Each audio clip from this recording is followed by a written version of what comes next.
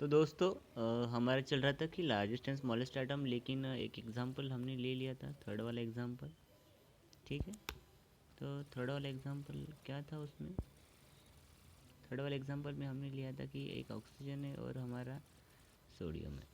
तो ये दोनों जो एटम है, लेकिन इसका एटॉमिक नंबर देखो, ऑक्सीजन का एटॉमिक नंबर कितना है? ऑक्सीजन का एटॉमिक नंबर 8 है और नाइट्रोजन का एटॉमिक नंबर कितना है? 7 है। इसके अंदर इसका इलेक्ट्रॉन कॉन्फ़िगरेशन 2 एंड 6 आएगा और इसका इलेक्ट्रॉन कॉन्फ़िगरेशन 2 एंड 5 आएगा।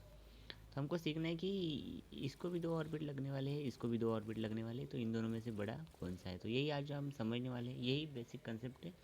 ये कंसेप्ट अगर सीख गए आप लोग तो आप जीत लिए, समझ लिए।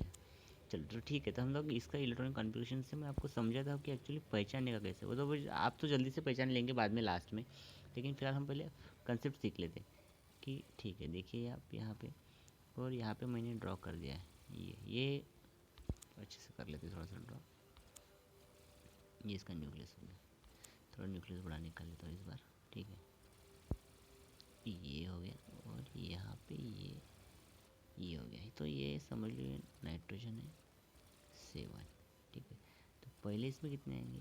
1 और 2, फिर बाद में 1 2 3 4 और 5 हो गए इलेक्ट्रॉन। और अभी हम ड्रॉ करेंगे ऑक्सीजन। ऑक्सीजन का क्या है? 8 है ना, तो इसका इलेक्ट्रॉन कॉन्फ़िगरेशन क्या था? 2 एंड 5। इसका इलेक्ट्रॉन कॉन्फ़िगरेशन क्या था? 2 2 एंड 6। चलो, तो ये हो गया हमारे लिए, ये हमारे लिए न्यूक्लियस, और इसके एक और ये हमने ड्रॉ कर लिया दूसरा वाला।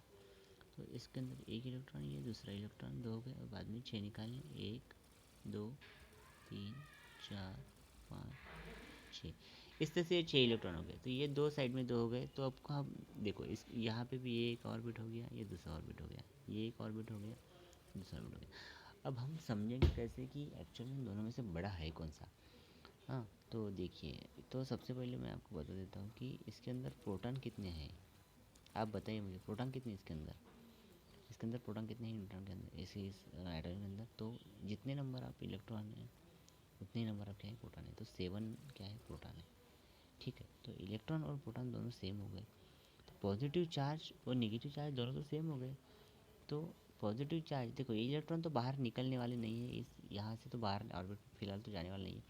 ये पॉजिटिव चार्ज क्या करते हैं? पॉजिटिव चार्ज जो है वो इसको, इन नेगेटिव चार्ज इलेक्ट्रॉन को क्या करते हैं? खींचते हैं। ठीक है, और यहाँ पे पॉजिटिव चार्ज प्रोटॉन कितने होंगे? आप ही बताइए मुझे, पॉजिटिव चार्ज प्रोटॉन कितने होंगे? यहाँ पे 8 इलेक्ट्रॉन है, इलेक्ट्रॉन 8 है, तो ऑब्वियसली जो भी प्रोटॉन रहेंगे वो भी 8 रहेंगे, क्योंकि मैंने पहले बताया था प्रोटॉन इज इक्वल टू जितने कहते हैं क्या रहते हैं? इलेक्ट्रॉन रहते हैं। तो यहाँ पे पॉजिटिव चार्ज 7 है, यहाँ पे पॉजिटिव चार्ज 8 है। तो देखिए, मतलब प्रोटॉन रहते कहाँ पे? प्रोटॉन रहते हैं न्यूक्लियस के अंदर, और प्रोटॉन यहाँ पे रहते हैं इसके भी न्यूक्लियस के अंदर। तो ठीक है, तो पॉजिटिव चार्ज कहाँ पे है खींचने वाला? मतलब सेंटर की तरफ फोर्स किसका ज़्यादा है? ये 8 ज़्यादा है या 7 ज़्यादा है? 8 ज़्यादा है।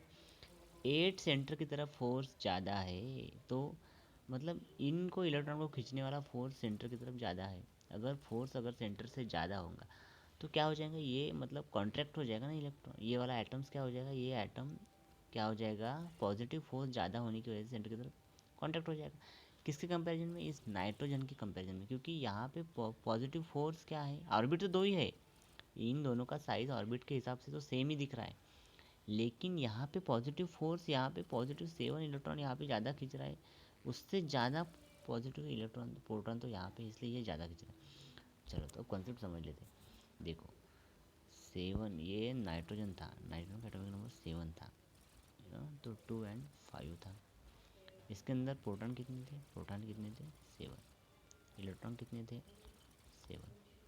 दूसरी तरफ हमारा ऑक्सीजन था, इसके अंदर 8 इलेक्ट्रॉन कॉन्फ़िगरेशन था, जिसके अंदर 2 एंड 6 आने वाले थे। इसके अंदर प्रोटॉन कितने थे? प्रोटॉन थे टोटल जितने इलेक्ट्रॉन थे उतने ही प्रोटॉन रहते हैं। ठीक है, और इलेक्ट्रॉन कितने थे? 8 थे।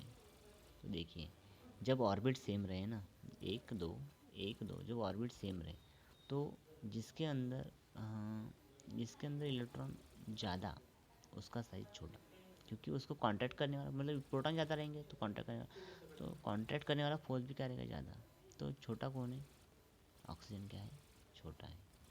ऑक्सीजन क्या है, छोटा है। किससे, नाइट्रोजन से। बात दिमाग में गई कि नहीं? अच्छा, थोड़ा डिफिकल्ट लग रहा है तो चलो, तो इसको हम अगले क्लास में अच्छे से और से एक बार मैं रिवाइज करके बताऊंगा। फिलहाल आप इसी में थोड़ा सा एक बार समझ लीजिए और एक बार क्लियर कर लेते हैं। चलो मैं और से फिर से बताता हूँ। देखो कि यह जो सेंटर में है जो प्रोटॉन्स है वो क्या है, जिसमें ज़्यादा रहेंगे उसका फोर्स ज़्यादा रहेगा। तो ये जो भी इलेक्ट्रॉन रहेंगे उनको क्या करेगा, ये फोर्स खींचेगा, पुल करता है सेंटर की तरफ।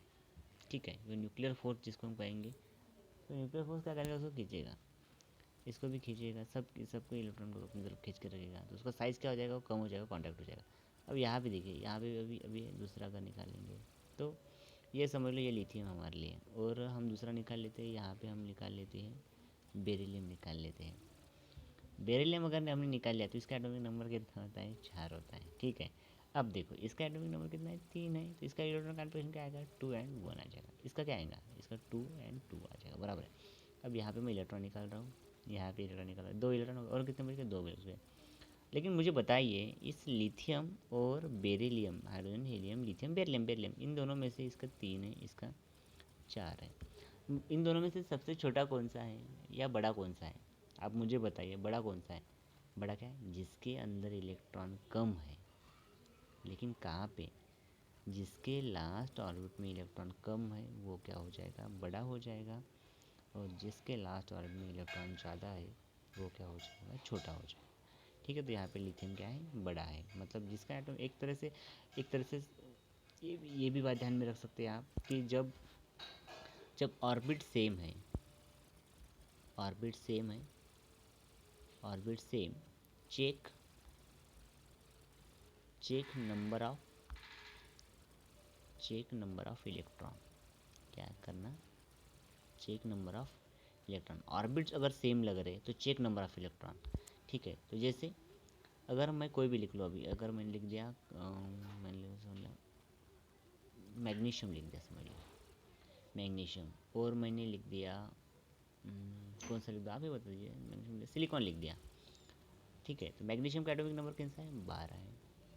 और सिलिकॉन का कितना है, देखिए आप काउंट कीजिए, hydrogen helium lithium beryllium boron carbon nitrogen oxygen fluorine neon sodium magnesium aluminium silicon. Silicon कितना आता है, 14, बराबर कितना था इसका। इसके इलेक्ट्रॉन कॉन्फ़िगरेशन क्या आएगा, 2 8 एंड 2। इसका क्या आएगा, 2 8 एंड 4। इसका आएगा 1 2 3 दोनों को तो क्या लग रहा है, same same number of orbit लग रहे हैं। तो हमने अभी देखा कि मैग्नीशियम को भी कितने ऑर्बिट लग रहे थे, 3 ऑर्बिट, इसका एटॉमिक नंबर 12 था। और यहाँ पे हमने देखा था सिलिकॉन, जिसका एटॉमिक नंबर क्या था, 14, तो उसको भी कितने लग रहे थे, 3 ऑर्बिट।